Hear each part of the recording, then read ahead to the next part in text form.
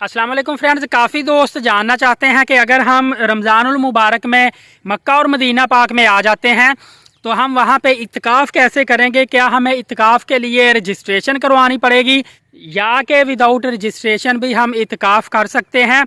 तो सबसे पहले आपको बताता चलूँ कि मक्का पाक के अंदर तो आप विदाउट रजिस्ट्रेशन इत्तिकाफ़ पे बैठ सकते हैं। इवन के आप पूरा महीना भी इत्तिकाफ़ कर सकते हैं। काफ़ी दोस्तों ने मुझसे पूछा था कि क्या हम रमज़ानुल मुबारक में मक्का पाक में लास्ट 10 डेज़ ही इत्तिकाफ़ कर सकते हैं या पूरा महीना। तो आप मक्का पाक में पूरा महीना कर सकते हैं विदाउट रजिस्ट्रेशन, लेकिन मदीना पाक में बगैर रजिस्ट्रेशन के आपको बैठने नहीं दिया जाएगा, बल्कि एक ही जगह पर रमज़ानुल मुबारक में ज़्यादा देर आपको बैठने ही नहीं दिया जाता।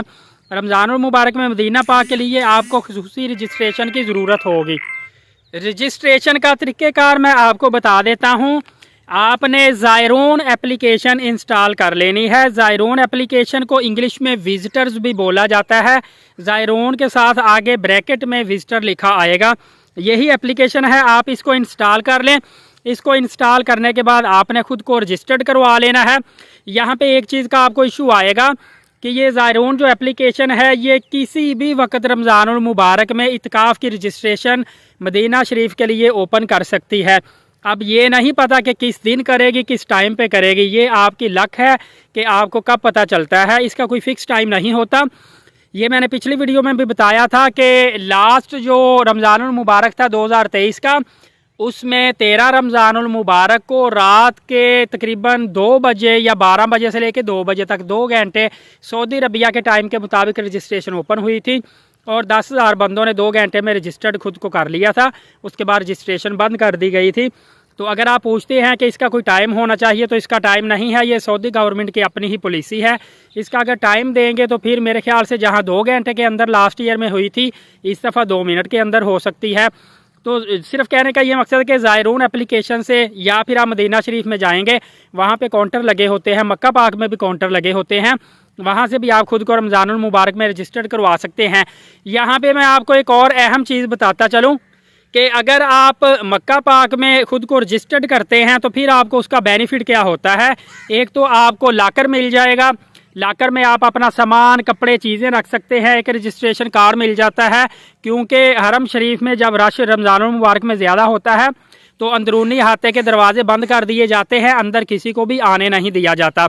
अगर आपने खुद को रजिस्टर करवाया होगा तो फिर आप इत्तिकाफ़ कार्ड दिखाकर हरम शरीफ में अंदर दाखिल हो सकते हैं, बेसमेंट में जा सकते हैं। अगर आपके पास कार्ड ही ना होगा, आप जैसे मर्जी शुरतों को कहते रहे कि हम इत्तिकाफ़ पे बैठे हुए हैं, वो आपको अंदर नहीं आने देंगे।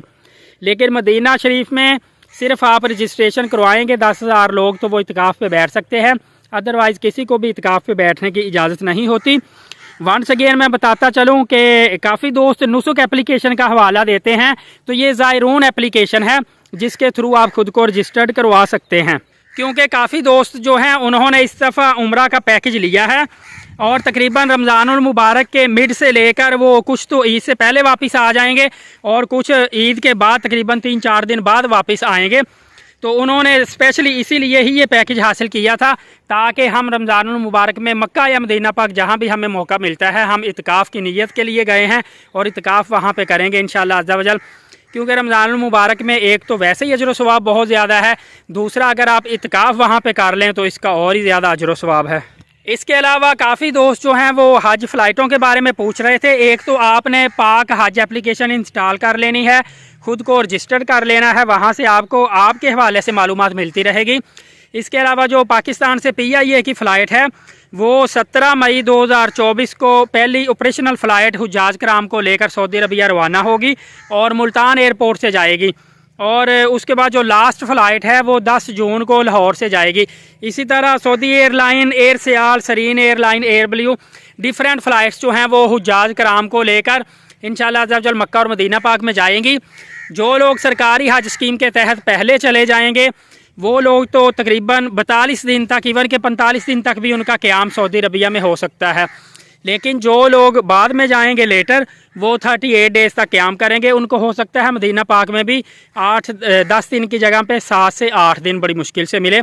बाकी कोशिश की जा रही है कि मरकज़िया में आपको मदीना शरीफ में रहाइश दी जाए और इसी तरह मक्का पाक में भी आपको बुलेट ट्रेन की फ़ैसिलिटी के लिए भी कोशिश की जा रही है।